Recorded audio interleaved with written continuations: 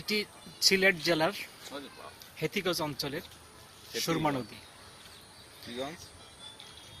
হেতিগঞ্জ নদীটি অত্যন্ত শান্ত এবং দুপাশে প্রাকৃতিক সৌন্দর্যে ভরপুর।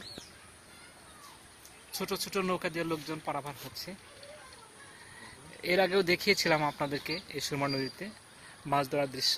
সেই ভাইকে আজও দেখতে পাচ্ছি, ওই নদীর ওপাশে সেই একই রকম অবস্থা মাছ ধরছে।